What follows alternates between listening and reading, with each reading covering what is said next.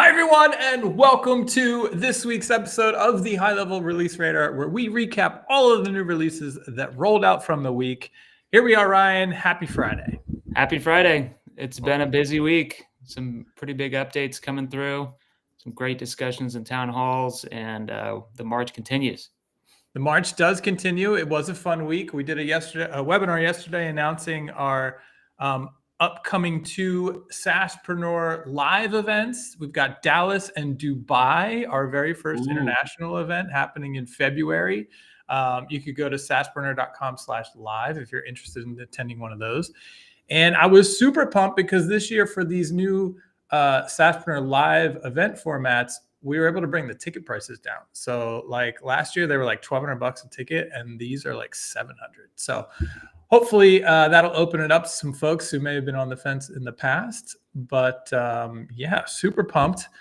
Let me make sure we are live in Facebook so that everybody can join us over there. I'm just going to share us into the group real quick. But as always, if you can see us and you can hear us, please say hello in the comments. We love to see your comments. And our title, does my short code work this week? It does not. Hi. Short codes are the death of us. Release radar. And it didn't even copy over the date. You know, what are we at? January 6th to the 10th? 6th to the 10th, as far as I know. 2025, if you can believe that. Amazing. All right.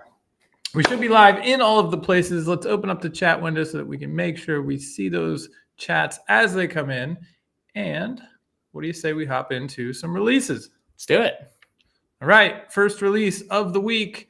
Social Planner, we got expanded TikTok options. Yeah, so the 2 points here are TikTok business accounts. Users can now control the privacy level. So previously it was restricted to public only. Now you can restrict it to only me or your friends, as you can see there in the screenshot. And then for personal TikTok accounts, we've also expanded the character limit to 2,200 characters. So if you want to write a long form book, you can now do that right in the Social Planner. Sweet. You love to see it. Mm-hmm. Social Planner got another update this week, which I was a big fan of. We used to throw all these like big warnings in your face, and it's like, I don't really care. If it's going to post, it's going to post. Great. So the team did a great job with the UI, and now you can expand to read all the details, or if there is like an actual error in red, you can see those as well. But they don't take up a mountain of space in the UI. So really love that update. Love where all that is going. And Social Planner, I believe, got another update this week. We've got improvements to the category queue modal text. Yeah, so this is going to be an iterative feature. If you didn't know, we now have categories so that you can post based on different categories at different times and frequencies. So an idea for that would be if you've got like a bunch of motivational posts and you want those to go out on Mondays, let's see for Motivational Monday, you can now sort of automate that. But it wasn't terribly clear in the whole UI, UX. So we've made improvements to the requirements there. One of the big asks that is coming, we'll just tease it, is to be able to have a library of posts that you can just automatically pull from instead of having to pull from ones that have already been posted. So that's upcoming. But in the meantime, we now have very much more explicit text on what's actually happening and what the requirements are. Yeah. And I think another upcoming one that I'm excited about is, so right now, like you said, let's say you make different types of posts, and you make motivational posts, nutritional posts, like whatever. Mondays, you want to be motivation. You just schedule that category, and the system will automatically grab a post from your motivation bucket and post it. In the near future, you'll be able to, when you create the post, add variations. So, when it comes back around the next time, it doesn't use the exact same copy and whatnot. So that's just going to get more and more granular and awesome as this evolves. Critical feature for social media marketing for sure, because again, can't stress this enough. A fraction of your followers see what you post. So it's important to recycle your content to increase the likelihood that people in your community see it. Yep. Oh, we got another one from Social Planner here. We got multiple media selection support, which is very handy. Yeah, I can't tell you how many times I've had to go back and forth when you've got multiple images in a post, which is common. Now you can just select them and they will automatically be inserted into your post. So Yeah, and I saw Issa point out as well for carousel posts. I think now you can select images and videos at the same time, and they all go into the carousel. yeah, previously there was that issue where if you selected image but you were actually trying to get a video in there, it would just send you to a dead end. So that's now resolved as well. Love it. Hmm. Next up, the phone system got some UI improvements as far as the ramp up process. So, I mean, Ryan, do you want to explain what the ramp up is? And then we can talk about how we sort of Yeah. made the UI better. Yeah, so messaging and email, for that matter, too, they heavily rely on reputation. So carriers and all the people in between that are sending those messages really want to cut down on spam, and so reputation is how they do that. They're like, how likely is this person to send meaningful messages that their users do not consider as spam? So the ramp up period is a way to sort of build that reputation. And now we've got a much better way to sort of walk you through that process and explain sort of what's happening. Because I think in the past it was a little bit of a black box. So, Yeah, for sure. And I would say we're also working on some of this language to make it more clear. Like when you hit each threshold, it actually pauses your ability to send for 24 hours as the approval's happening. Currently, it says you get blocked. You're not getting blocked. It's just like a pause that happens as part of the process. So we're going to update some of this language to make it even more clear. But at least now you see like the process and how it unfolds as you ramp up to those higher levels.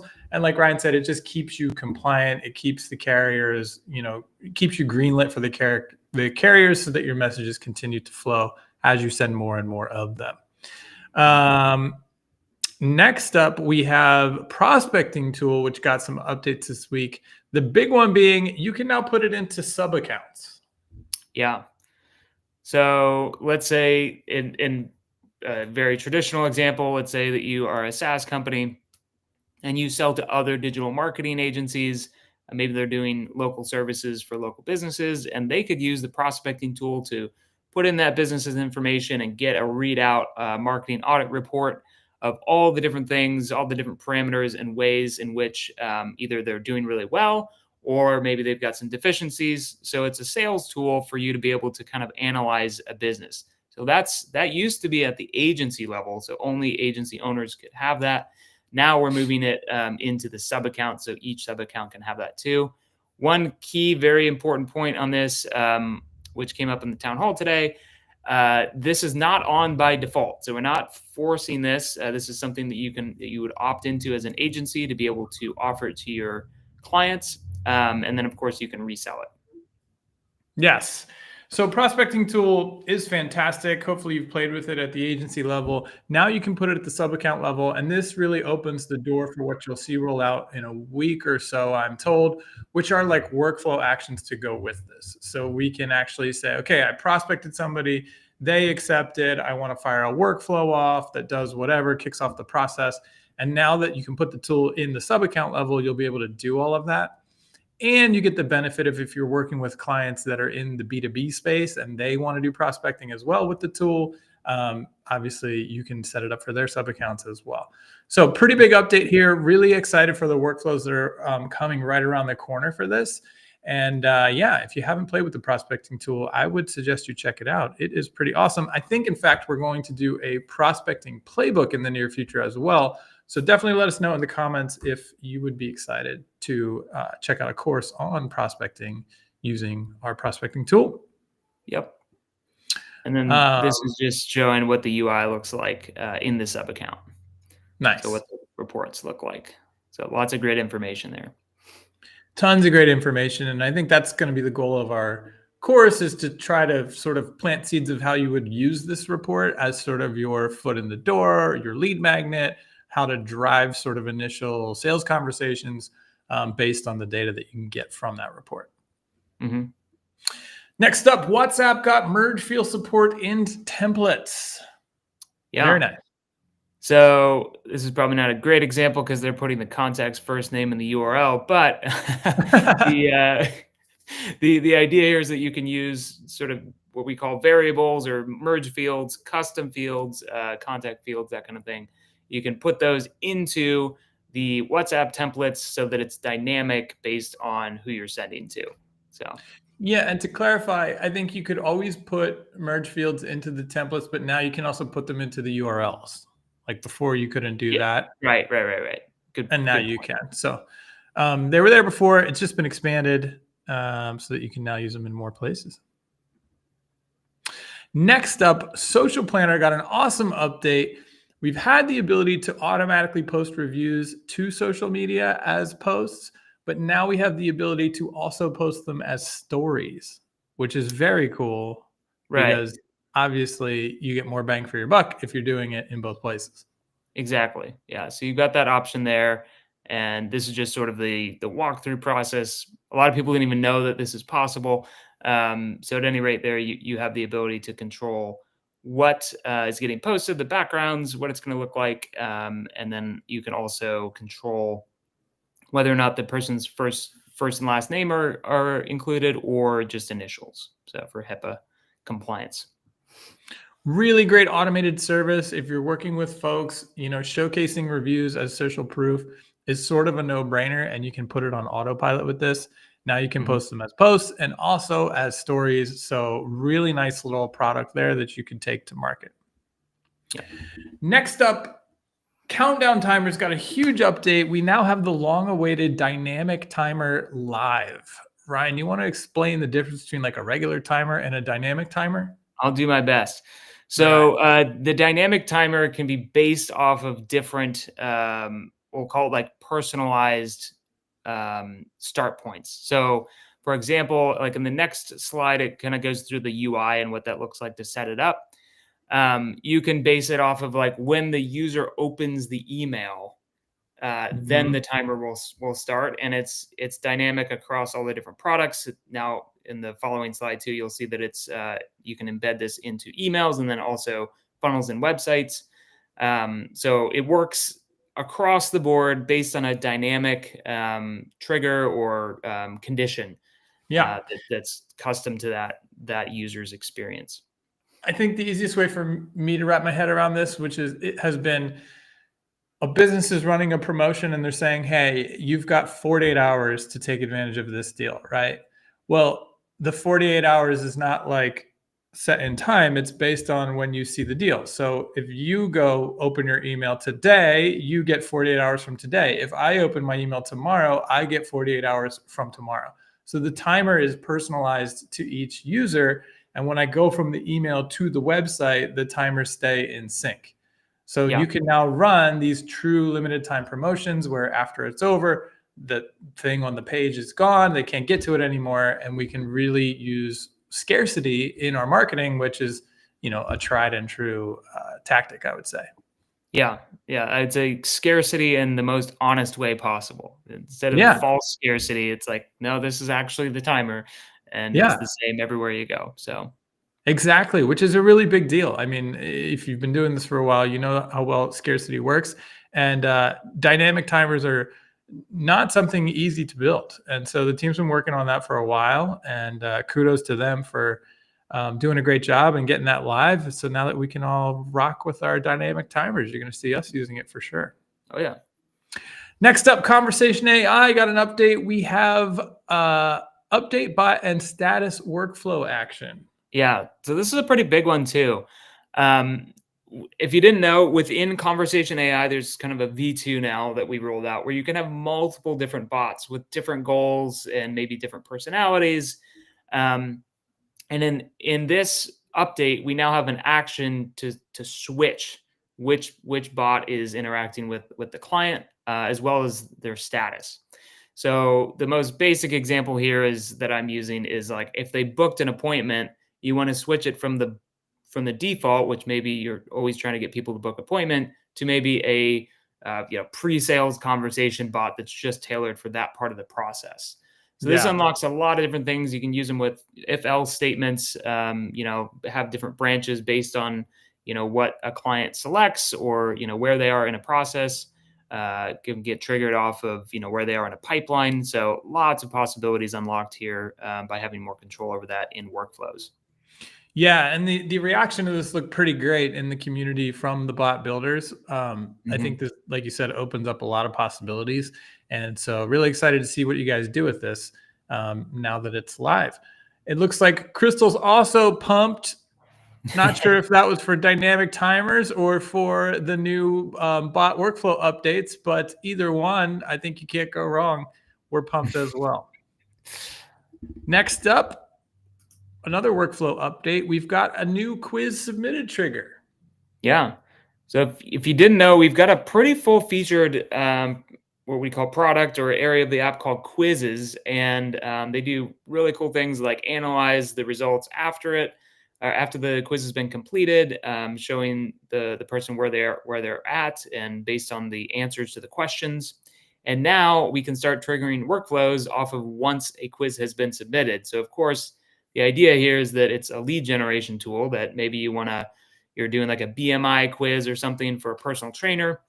So once that quiz gets submitted, then you can have all kinds of custom actions, emails that can get sent out, notifications to the team, what have you, to start getting that client onboarded or start a sales conversation with them. I love it. Yeah, quizzes are great. If you haven't played with the quiz builder, it's very nice. You can build really sort of robust quizzes and do dynamic stuff based on what happens within each question and all that kind of stuff. So if you haven't checked it out, check it out. Now you can trigger off them, which was sort of the missing piece there.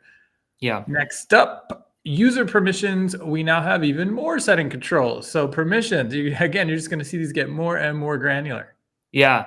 So these two updates or the two new fields or checkboxes are manage the team members and then view them. So maybe there's a person on staff that you want to be able to see who's on the team, but you don't want them to be able to make any changes to their settings, just for security reasons. So now you have control over those two things, or of course you can just turn it completely off so that they have access to other account settings, but they can't touch or see the team. So yeah, there's a lot more of that coming down the road as well. Yeah, totally. Makes total sense. And you'll just see, again, more and more of these roll out and with more granular permissions. Pablo is also loving it. Who wouldn't? More granular control over our users in the system is always a good thing. Next up, we've got Kollab with an update. This is a big one as well. We've got the auto ban user setting. Yeah. So I guess less of a setting and more of a default right now. So if you didn't know, within the members of a community, you can ban certain members if they're bad actors, if they're soliciting your users or community members, you can ban them. If they get banned from 3 or more, I guess 3 would be the trigger, then they're like auto banned from everybody. So essentially, with Kollab, you can be in multiple communities. So if they have sort of a trend of being bad actors and they've been banned from 3 communities, it's 3 strikes and you're out. Welcome to the ball game. Yep, pretty nice little security feature. Got a great reaction from the crowd in the Facebook group. So I think we were on the money with that one. And you'll see more and more controls like that roll out for communities as well. Next up, payments got an update. We have auto invoicing and dynamic frequency for estimates to invoices. Yes. Yeah. Trying to squeeze that title in there. So this allows you to obviously set the frequency of recurring invoices that are happening. And it can be dynamic as well. So starting at certain days. So a lot of times maybe you have a billing cycle or maybe it's a custom billing cycle. So this just gives, way more flexibility in terms of how you would bill someone for an estimate than moving it into an invoice. Yep. I love it. So does Crystal. I think it makes total sense. There's lots of scenarios where we want to send an estimate, and as soon as they accept, we just want the invoice to follow, be payable, but be also repeatable. And so again, like pretty much everything these days, we're going deeper and deeper into the specific feature set, payments, invoicing, estimates, proposals. It's all there, and you can automate it now. So I think it's a really big deal. If you haven't played with this yet, like, back when I was running our agency, the payment process was super annoying. And, it was a manual process every step of the way. Now you can literally just automate that whole thing and then kick off your onboarding process at the end of it. So if you're still using other platforms to do your invoicing, I highly suggest you test it out because it has gotten very robust over the past year, I would say. Right. Next up, Conversations got an update. Oh, Ryan, I know you love this one. Explain to us what's going on here. Yeah. So we have some pretty complex workflows. I'm sure a lot of folks out there do as well. And we use all kinds of different trigger links. One of my main complaints to the team was like, guys, I have the key, which is sort of the short code for this. I can see it in the workflow, like within an email, but I don't know where this connects. Like, what is this actually linking to? And I'd have to manually go do it and then check everything. So this now brings the key into the trigger links settings so that you can reference them a lot easier. So I'm sure this is a pain point for more than just me. So this is your day. We're also, thanks to Chase, going to get a copy button there to make it really easy to copy it onto your clipboard and go look for it somewhere on a page. No, that won't be thanks to Ryan. That was Ryan's request, and it made total sense. So I'm sure we'll see the little clipboard copy icon pop into there in the very near future. But yeah, love this one. Makes total sense. You guys are going to love it as well if you're working with trigger links, I'm sure. Next up, we have a SaaS update. We can now export. There is an export feature in the rebilling dashboard now, which I know is very highly requested. So I think this one's going to be a hit. Yeah. Basically, it exports a CSV or a spreadsheet, let's call it, of a summary of all the costs and revenue for the agency, so you can slice and dice all your numbers externally however you want. So great update there.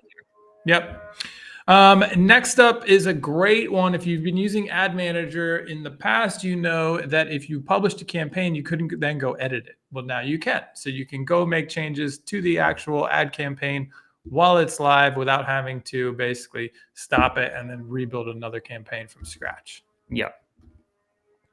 Not much more to be said about that one other than very nice. Yeah.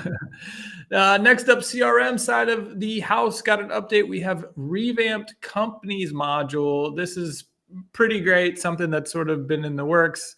You want to explain what's going on here, Ryan? Yeah, there's a lot of requests for this. Companies has sort of been the trying to think of the politically correct way to say this, but it's been an ignored part of the contact situation, and now it is being brought up to parity with custom objects, at least pretty close to it right now. And the idea here is that companies actually works the way it ought to, which is you've got this nice UI, you've got all kinds of filtering for it, and now you can associate contacts within a company. So if you do a lot of B2B type sales, this will make a lot of sense to you, where you've got, a company and then you have different folks that work in that company and like key contacts. And so you can make all those relationships make sense within the system, and then obviously slice and dice them so that it gets displayed properly when you're looking at the UI. Yeah. So I think if we looked at the timeline, it's like we rolled out the company object and then we worked and built really robust custom objects. And now we've just taken the company object and brought it up to speed so that it functions just like the new custom objects. Yes, exactly. Very excited to see where all this is going. I think, we're just a couple of pieces away from being able to do sort of enterprise CRM-y type of stuff with objects. So love to see it. Ecom got an update this week. You now have the ability to hide shipping fields or make them optional or mandatory during checkout. Yeah. So you've got a lot of granularity here. You can do it, just based on all of the shipping information, or maybe there's certain fields that, I don't really quite care. It's not required, or I want to hide them, or I want to make certain things mandatory. So great update there for the checkout page. Yep, more control for sure. Love it. Certificates got an update. You can now allow the editing of number of days for expiry reminders. Expiry, yeah. I probably should have rewritten that one. Okay, so This one's like, let's say you do an annual certification for whatever, certification program you're running. You can set the reminders to that user, like, hey, by the way, your certificate is about to expire. Now you can set, how many days in advance they're going to receive those notifications to remind them to renew their certification. Love it. Very Yep. robust. CERT program is just getting more and more advanced for sure. We also got an update to the app marketplace this week. We have improved app search and filtering. Yeah. So got more filtering options there. What didn't get highlighted on the right is that search apps functionality got improved as well. So yeah, more and more UI tweaks and enhancements to the marketplace apps. Yeah, super excited to see the marketplace continue to become more and more robust. If you haven't checked it out, there are, I think, thousands of apps at this point, ways that you can sort of elevate HighLevel, use it in different ways, thanks to the things that third parties have built. Go peruse it. There's stuff in there where you're like, whoa, what? I didn't know you could do this. So if you haven't checked it out, go check it out. Next up, Voice AI got a pretty cool update. You can now set it to overwrite fields that may have data already in the field, which you couldn't do before, correct? Yeah. So it's that new checkbox that's there right at the bottom. If you didn't know, this is an advanced feature. So you got to go into the advanced mode, and the goal has to be to update contact information. Select the fields that you want to be updated, and now you can overwrite them. This is pretty massive. So if you haven't played with Voice AI yet, I would check it out, because I feel like I'm saying this every week, but I do believe it's something that most businesses are going to realize that they want over the next year or two.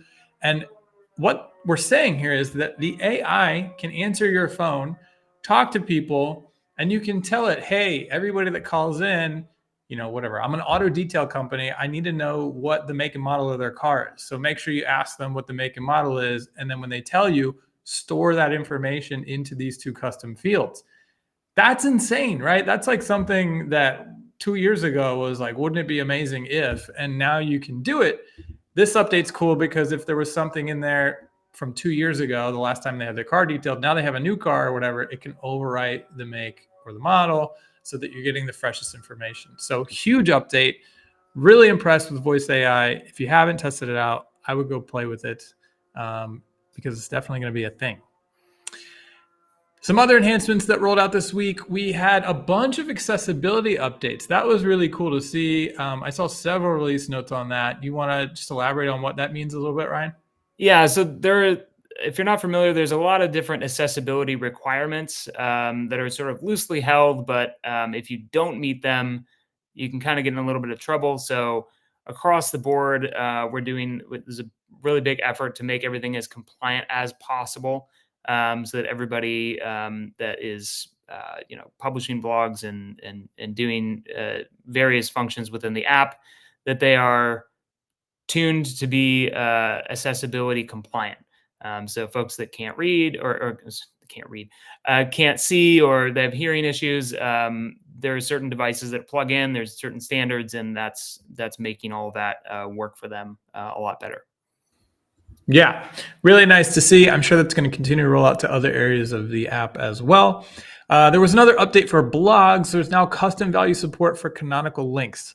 If you know what that means, you're probably excited about it. If you don't, probably don't need to worry about it. That's a pretty in-depth feature, I would say there, or specific feature. Yeah, if you know what that is, you know exactly what that is.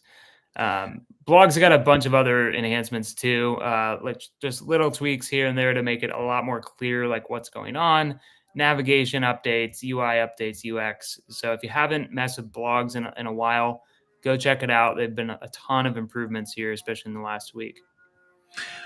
Mufti loves us. I'm sure that's dedicated to Ryan, although he's a married man. So I don't know if you're going to get a love you back, Mufti, but thanks for checking in with us. It is that time of the week where we get to tease some excellent, I would say most excellent upcoming releases. If we're talking Wayne's World, what a classic. Let's see what Ryan's got for us first. Ooh, redesigned contact list. This is one that I am on the edge of my seat waiting for. Yeah, this is a much bigger lift than I think most people realize, having talked with the engineers at Level Up. It's basically a complete rewrite. So this is a ground up feature. We didn't just change some front end things. So there's going to be all kinds of things. Not only visually does it look way better and more congruent with the rest of the app, but we're adding more operators, standardizing all those operators like and or for filtering across all the filters. We've upgraded the smart list. We can store and sort columns that are added in the smart list. So you'll have like sticky features. If you kind of configure a view, it will stay that way. Big request from a lot of the community members. And then you can share separate viewing and editing rights with other users. So maybe you want some people to be able to edit, but only others to be able to view it. And of course, it wouldn't be an update without a speed and performance boost. So looking forward to that. Absolutely. This is going to be so great. I think, I think we'd all agree that the context screen is due for an update, but like Ryan said, this is a lot going on under the hood here. So this has been a long time in the building. So really excited to see this one getting close to release.